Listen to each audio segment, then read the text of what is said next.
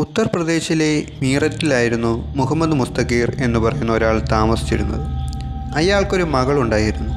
റുക്സാർ രാജ്പുട്ട് എന്നായിരുന്നു അവളുടെ പേര്. 30 വയസ്സായിരുന്നു അവരുടെ പ്രായം.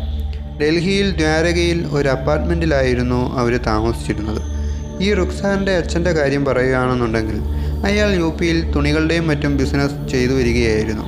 ഫാമിലിയായിട്ട് റുക്സാർ മാറിയാണ് താമസിച്ചിരുന്നെങ്കിലും നല്ല കോണ്ടാക്റ്റ് ഉണ്ടായിരുന്നു. ഡെയിലി വിളിക്കാറും മറ്റും പതിവുണ്ടായിരുന്നു. അങ്ങനെ ഇരിക്കെയാണ് ഏപ്രിൽ 3, 2024 റുക്സയുടെ പിതാവിന് ഇതുപോലൊരു കോൾ വരുന്നത്.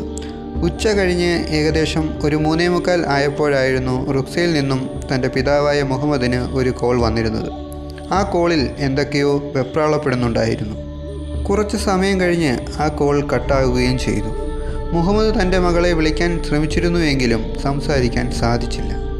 അയാൾക്കൊരു കാര്യം മനസ്സിലായി, തൻ്റെ മകൾക്ക് എന്തോ സംഭവിച്ചിരിക്കുന്നു. ആ ദിവസം റുക്സാനയ്ക്ക് എന്താണ് സംഭവിച്ചത്? Welcome back story ball.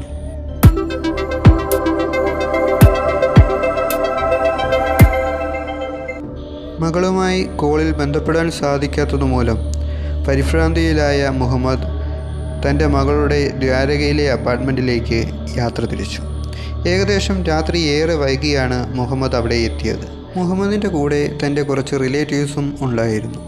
അവർ വാതിലിൽ മുട്ടിയിട്ടും കോളിംഗ് ബെൽ അടിച്ചിട്ടും യാതൊരു പ്രതികരണവും ഉണ്ടായിരുന്നില്ല. പിന്നീടാണ് അവരുടെ ശ്രദ്ധയിൽപ്പെട്ടത് ഡോർ ലോക്കാണെന്ന്. വീടിൻ്റെ സ്പെയർ കീ വെക്കുന്ന സ്ഥലം മുഹമ്മദിന് അറിയാമായിരുന്നു. അവിടെ പോയി താക്കോലെടുത്ത ശേഷം മറ്റുള്ളവരും ചേർന്ന് വാതിൽ തുറന്നു. വാതിൽ തുറന്നു കയറിയ അവർ കണ്ട കാഴ്ച ഞെട്ടിക്കുന്നതായിരുന്നു. എന്തൊക്കെയോ ചിന്നിച്ചിതറി കിടക്കുന്നത് കാണുന്നു. ഇത് കണ്ടപ്പോൾ അവർക്കൊരു കാര്യം മനസ്സിലായി, അവിടെ എന്തൊക്കെയോ സംഭവങ്ങൾ ഉണ്ടായിട്ടുണ്ട്. ഇത് കണ്ടപ്പോൾ മുഹമ്മദിൻ്റെ മനസ്സിൽ പല പല സംശയങ്ങളുണ്ടായി. മകൾ എവിടെയോ ധൃതിയിൽ പോയി കാണുമെന്നും ആ സമയത്ത് വീട്ടിൽ കള്ളന്മാർ കയറിയതാവാമെന്നുമൊക്കെ. അതുകൊണ്ട് തന്നെ മുഹമ്മദ് ഷെൽഫിലൊക്കെ പരിശോധിക്കാൻ തുടങ്ങി. അങ്ങനെ മറ്റൊരു റൂമിലെ കബോർഡ് ഓപ്പൺ ചെയ്ത് നോക്കിയപ്പോഴാണ് മുഹമ്മദ് ആ ഞെട്ടിക്കുന്ന കാഴ്ച കണ്ടത്. തൻ്റെ മകൾ റുക്സാനയുടെ ചലനമറ്റ മൃതശരീരം. ആ പെൺകുട്ടിയുടെ ശരീരത്തിൽ 10ലേറെ ഇഞ്ചുറി ഉണ്ടായിരുന്നു. അതുകൂടാതെ കഴുത്തിൽ ഒരു പാടും ഉണ്ടായിരുന്നു. ഈ ഒരു കാഴ്ച കണ്ട മുഹമ്മദ് ആകെ തകർന്നു പോയിരുന്നു. ഉടനെ തന്നെ അവർ പോലീസിനെ വിവരമറിയിച്ചു. പോലീസുകാർ സ്ഥലത്തെത്തി ഇൻവെസ്റ്റിഗേഷൻ ആരംഭിച്ചു. ഫോറൻസിക് ടീം സ്ഥലത്തെത്തി ഫുട് പ്രിൻറ്റ്, ഫിംഗർ പ്രിൻറ്റ് അങ്ങനത്തെ എല്ലാ രേഖകളും ശേഖരിച്ചു. ബോഡി റിക്കവർ ചെയ്ത് ഗവൺമെൻറ് ഹോസ്പിറ്റലിലേക്ക് അയച്ചു. പോലീസുകാർ അന്വേഷണം ആരംഭിച്ചത് മുഹമ്മദിൽ നിന്നായിരുന്നു. എന്താണ് നിങ്ങളുടെ മകൾ ഇവിടെ വന്നു നിൽക്കുന്നത്? ആരുടെ ഒപ്പമാണ് നിൽക്കുന്നത്? അതുപോലുള്ള ഒരുപാട് കാര്യങ്ങൾ ചോദിച്ചു മനസ്സിലാക്കി. അപ്പോൾ മുഹമ്മദ് ഒരു കഥ പറഞ്ഞു തുടങ്ങി. ഈ പെൺകുട്ടിയുടെ വിവാഹം കഴിഞ്ഞത് 2017 മുഹമ്മദ് മുഹസിൻ എന്ന് പറയുന്ന ഒരു പയ്യനുമായിട്ടായിരുന്നു അവളുടെ വിവാഹം കഴിഞ്ഞിട്ടുണ്ടായിരുന്നത്. അങ്ങനെ ഒരു വർഷം കഴിഞ്ഞ് 2018 റുക്സാറിനൊരു മകൾ പിറന്നു. ഒരു വർഷം കൂടി കഴിഞ്ഞപ്പോൾ ഇവർ രണ്ടുപേരും തമ്മിൽ ഒരുപാട് പ്രശ്നങ്ങൾ തുടങ്ങിയിരുന്നു. അങ്ങനെ അവർ രണ്ടുപേരും സെപ്പറേറ്റ് ആവുകയും ചെയ്തു. അതിനുശേഷമാണ് റുക്സാർ നേരെ സുഹൃത്തിലോട്ട് പോകുന്നത്. അവിടെ എത്തിയതിനു ശേഷം റുക്സാർ സ്പാ, ബ്യൂട്ടി പാർലർ അതുപോലെ തുടങ്ങിയിട്ടുണ്ടായിരുന്നത്. അങ്ങനെ ഇരിക്കെയാണ് വിപുൽ ടൈലർ എന്ന് പറയുന്ന ഒരാളെ പരിചയപ്പെടുന്നത്. ഈ വിപുൽ ടൈലർ ആ നാട്ടുകാരൻ ആയിരുന്നു. ഇവരുടെ പരിചയം വലിയൊരു അടുപ്പമായി മാറുകയും പിന്നീട് അങ്ങോട്ട് ഒരു പ്രണയമായി മാറുകയും ചെയ്തു. പിന്നെ ഇവരുടെ രണ്ടുപേരുടെയും ഫാമിലികൾ ഇതറിഞ്ഞു. രണ്ടുപേരുടെയും ഫാമിലികൾക്കാകെ തന്നെ ഇവരുടെ ബന്ധത്തിൽ കുഴപ്പമൊന്നും ഉണ്ടായിരുന്നില്ല. പിന്നീട് വിവാഹം കഴിക്കാം എന്നുള്ള തീരുമാനത്തിൽ ഇവർ അങ്ങനെ ജീവിച്ചു പോവുകയായിരുന്നു. അപ്പോൾ അങ്ങനെ ഇരിക്കെയാണ് ഇവർ രണ്ടുപേരും കൂടി ദ്വാരകയിൽ ഒരു അപ്പാർട്ട്മെൻറ്റ് EMIയിൽ വാങ്ങുന്നത്. അങ്ങനെ ലൈഫ് പോകുന്നതിനിടയിലാണ് ഏപ്രിൽ 3, 2024 തന്നെ റുക്സാർ എന്നിട്ട് തൻ്റെ പിതാവായ മുഹമ്മദിനെ വിളിക്കുന്നത്.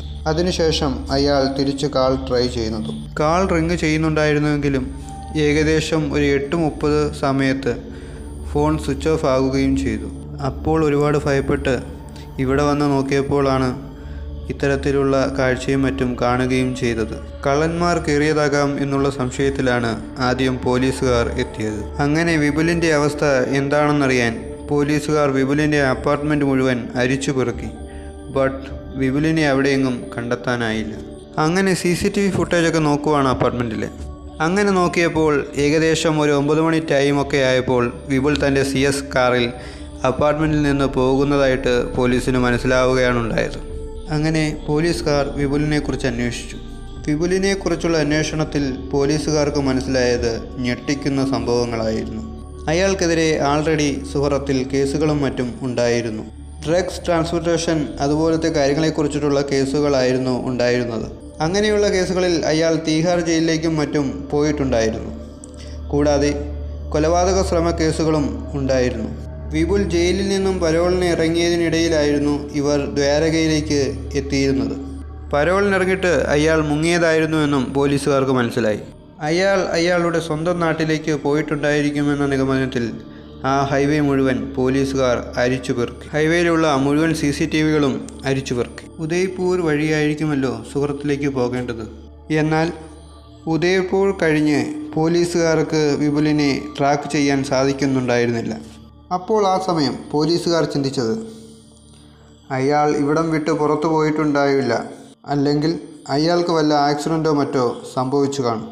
അങ്ങനെ അവിടെ ഉണ്ടായിരുന്ന പെട്രോളിംഗ് ടീമിന് ഒരു നിർദ്ദേശം കൊടുക്കുകയാണ്, ഇത്തരത്തിലുള്ള ആക്സിഡൻറ്റോ മറ്റോ ഉണ്ടായിട്ടുണ്ടോ എന്ന് അന്വേഷിക്കാൻ. അപ്പോഴാണ് പോലീസിനൊരു ഇൻഫർമേഷൻ ലഭിക്കുന്നത്. ഈ CS കാർ ഒരു പോസ്റ്റിൽ ഇടിച്ചിട്ടുണ്ടായിരുന്നു. അതിലുണ്ടായിരുന്ന ആൾക്ക് വലിയ പരിക്കൊന്നും പറ്റിയിട്ടുണ്ടായിരുന്നില്ല. എന്നാലും അവിടെ ഉണ്ടായിരുന്ന ആളുകളും മറ്റും പബ്ലിക് ആംബുലൻസ് വിളിച്ച് അവിടെ നിന്നും അയാളെ അടുത്തുള്ള ഗവൺമെൻറ് ഹോസ്പിറ്റലിലേക്ക് എത്തിച്ചു എന്നുള്ള ഇൻഫർമേഷനായിരുന്നു പോലീസിന് ലഭിച്ചിരുന്നത്. അങ്ങനെ പോലീസ് പരിക്ക് പറ്റിയ ആളെ അന്വേഷിച്ച് ഹോസ്പിറ്റലിൽ എത്തിയിരുന്നെങ്കിലും അയാളെ കണ്ടെത്താനായിരുന്നില്ല. ഒടുവിൽ പോലീസ് അയാളെ കൊണ്ടുപോയ ആംബുലൻസ് ഡ്രൈവറിനെ കണ്ടെത്തി ചോദിച്ചപ്പോൾ അയാൾ മറ്റൊരു കഥയാണ് പറഞ്ഞത്. വിപുൽ ഈ ആംബുലൻസ് ഡ്രൈവറുമായി സംസാരിക്കുകയാണ്. അതായത്, എനിക്ക് കാര്യമായ പ്രശ്നങ്ങളൊന്നും തന്നെയില്ല, എൻ്റെ കയ്യിൽ പൈസയില്ല, എനിക്ക് സുഹൃത്തിലേക്ക് പോകാൻ എനിക്കൊരു പ്രൈവറ്റ് ആംബുലൻസ് റെഡിയാക്കി തന്നാൽ മതി, എന്നെ ഹോസ്പിറ്റലിലേക്ക് കൊണ്ടുപോകണ്ട എന്നുള്ള രീതിയിൽ ഡ്രൈവറെ കൺവിൻസ് ചെയ്യാൻ നോക്കുകയാണ് ഉണ്ടായത്. ഒടുവിൽ ആംബുലൻസ് ഡ്രൈവർ മറ്റൊരു പ്രൈവറ്റ് ആംബുലൻസ് അറേഞ്ച് ചെയ്തു കൊടുക്കുകയാണ് ഉണ്ടായത് എന്നുള്ള കാര്യങ്ങൾ ആംബുലൻസ് ഡ്രൈവർ പോലീസുകാരോട് പറഞ്ഞു. അപ്പോൾ പോലീസുകാർക്ക് കാര്യങ്ങളുടെ കിടപ്പ് ഏകദേശം മനസ്സിലായി. അങ്ങനെ പോലീസുകാർ ഇയാളുടെ അടുക്കൽ നിന്നും നമ്പർ വാങ്ങി ആ പ്രൈവറ്റ് ആംബുലൻസ് ഡ്രൈവറെ വിളിക്കുകയാണ് ഉണ്ടായത്. എന്നിട്ട് പറഞ്ഞു, പോലീസാണ് വിളിക്കുന്നത്, നിങ്ങൾ പാനിക് ആകരുത്. ആംബുലൻസിലുള്ളത് ഞങ്ങൾ കുറ്റവാളി എന്ന് സംശയിക്കുന്ന ഒരാളാണ്. പിന്നെ നിങ്ങൾ എവിടെയാണുള്ളത്, ലൊക്കേഷൻ എവിടെ എന്നുള്ള കാര്യങ്ങളും മറ്റും ചോദിച്ചു മനസ്സിലാക്കി. ആംബുലൻസ് ഡ്രൈവർ കൂടെയുള്ള ആൾക്ക് സംശയം തോന്നാതെ വണ്ണം കൂട്ടുകാരോട് സംസാരിക്കുന്ന പോലെ പോലീസുകാരോട് പോകുന്ന റൂട്ടടക്കം പറഞ്ഞു കൊടുത്തു. അടുത്തതായി പോലീസ് എന്ത് ചെയ്തെന്ന് വെച്ചാൽ, ആംബുലൻസ് പോകുന്ന റൂട്ടിലുള്ള പോലീസുകാരെ കോണ്ടാക്റ്റ് ചെയ്ത് ഈ ഇൻഫർമേഷനെല്ലാം കൈമാറി. അപ്പോൾ തന്നെ ആ പോലീസുകാർ അവരെ ചേസ് ചെയ്ത് പിടിക്കുകയും അതിൽ നിന്നും വിപുൽ ടൈലറെ പിടികൂടുകയും ചെയ്തു. അങ്ങനെ വിപുൽ ടൈലറെ കസ്റ്റഡിയിലെടുത്ത് ചോദ്യം ചെയ്തപ്പോഴായിരുന്നു ഞെട്ടിക്കുന്ന പല കാര്യങ്ങളും പുറത്തു വന്നത്. ഈ റുക്സാറിൻ്റെ കാര്യം പറയുകയാണെങ്കിൽ, അവർ സ്പായും കാര്യങ്ങളും മറ്റും നടത്തിയിരുന്നല്ലോ. അവിടെ പ്രോസ്റ്റിറ്റ്യൂഷൻ മറ്റും നടക്കുന്നുണ്ട് എന്നുള്ള രഹസ്യ വിവരത്തെ തുടർന്ന് പോലീസ് റെയ്ഡ് നടത്തുകയും അതിൽ നിന്നും 22 സ്ത്രീകളെ അറസ്റ്റ് ചെയ്യുകയും ചെയ്തിട്ടുണ്ടായിരുന്നു. അവർ അതിൻ്റെ ജാമ്യത്തിൽ ഇറങ്ങിയതായിരുന്നു. വിപുലിൻ്റെ കാര്യം പറയുകയാണെന്നുണ്ടെങ്കിൽ അയാളും ജയിലിലായിരുന്നു. അപ്പോൾ അതിൻ്റെ ഇടയിൽ തന്നെ കുറച്ച് പ്രശ്നങ്ങളുണ്ടായിട്ട് ജാമ്യത്തിൽ ഇറങ്ങിയതായിരുന്നു ഇയാളും. ഇവർ രണ്ടുപേർക്കും തന്നെ പേടിയുണ്ടായിരുന്നു, വീണ്ടും ജയിലിൽ പോകേണ്ടി വരുമോ എന്നൊക്കെ. അങ്ങനെയാണ് ഇവർ രണ്ടുപേരും നേരെ അവിടുന്ന് മുങ്ങി ഡൽഹിയിൽ ദ്വാരകയിൽ വന്ന് ഒരു അപ്പാർട്ട്മെൻറ്റ് വാങ്ങിയതുമൊക്കെ. ഈ സ്ത്രീ പറയുന്നത്, അപ്പാർട്ട്മെൻറ്റ് വാങ്ങാൻ താൻ 7 ലക്ഷം ഇട്ടുവെന്നും വിപുൽ 1 ലക്ഷം ഇട്ടുവെന്നും ബാക്കി 35 ലക്ഷത്തോളം EMI സെറ്റ് ചെയ്തു എന്നൊക്കെയാണ് പറഞ്ഞിരുന്നത്. അങ്ങനെയിരിക്കെ പ്രോപ്പർട്ടിയുടെ പേരിൽ പല പല പ്രശ്നങ്ങൾ ഉണ്ടാവുകയാണ്. ഒരു സമയത്ത് ഈ റുക്സാർ വിപുലിൻ്റെ അടുത്ത് തന്നെ കല്യാണം കഴിക്കണം എന്ന് പറയുകയാണ് ഉണ്ടായത്. ഇതിൻ്റെ പേരിൽ തന്നെ അവർക്കിടയിൽ പല പ്രശ്നങ്ങളും ഉണ്ടായിരുന്നു. അയാളാണെങ്കിൽ റുക്സാറിനെ കല്യാണം കഴിക്കാൻ തയ്യാറായിരുന്നുമില്ല. അങ്ങനെ ഇവർക്കിടയിൽ സ്ഥിരമായി പ്രശ്നങ്ങൾ ഉണ്ടാവുകയാണ്. അത്തരത്തിലുള്ളൊരു പ്രശ്നമായിരുന്നു ഏപ്രിൽ 3-ാം തീയതിയും ഉണ്ടായത്. അന്നത്തെ ദിവസം ഈ വിപുലിന് നല്ല രീതിയിൽ ദേഷ്യം വരികയും ഈ ഒരു സ്ത്രീയുടെ കഴുത്ത് ഞെരിച്ച് കൊലപ്പെടുത്തി. അതിനുശേഷം എന്തു ചെയ്യണമെന്നറിയാതെ അയാൾ ആ ഒരു ബോഡി അവിടെ ഉണ്ടായിരുന്ന ഷെൽഫിൽ വെച്ച് അവിടെ നിന്നും തൻ്റെ കാറിൽ സുഹൃത്തിലേക്ക് കടന്നു കളയുകയുമാണ് ഉണ്ടായത്. എന്തൊക്കെയായാലും പോലീസ് വിപുലിനെ പിടികൂടുകയും ചെയ്തു. പിന്നീട് അയാളെ ആ ഒരു ക്രൈം സീനിലേക്ക് കൊണ്ടുപോയി അവിടെ എന്തൊക്കെയാണ് ചെയ്തത് എന്നുള്ള കാര്യങ്ങൾ അയാളെ കൊണ്ട് റീക്രിയേറ്റ് ചെയ്യിപ്പിച്ച് കാണിക്കുകയും ആണ് ഉണ്ടായത്. എന്തൊക്കെയാണെന്നുണ്ടെങ്കിലും ഈ ഒരു കേസ് നടന്നുകൊണ്ടിരിക്കുകയാണ്. അയാളുടെ പേരിലിപ്പോൾ ഒരു കേസ് കൂടി ആയിട്ടുണ്ട്. അപ്പോൾ മച്ചാന്മാരെ, ഇന്നത്തെ ഈ വീഡിയോയിൽ ഇത്രയൊക്കെ പറയാനുള്ളൂ. വീഡിയോ ഇഷ്ടപ്പെട്ടാൽ ലൈക്ക് ചെയ്യുക, കമൻറ്റ് ചെയ്യുക, സബ്സ്ക്രൈബ് ചെയ്യുക. അപ്പോൾ അടുത്ത ഒരു പുതുപുത്തൻ സ്റ്റോറിയുമായി വരുന്നവരേക്കും ബൈ.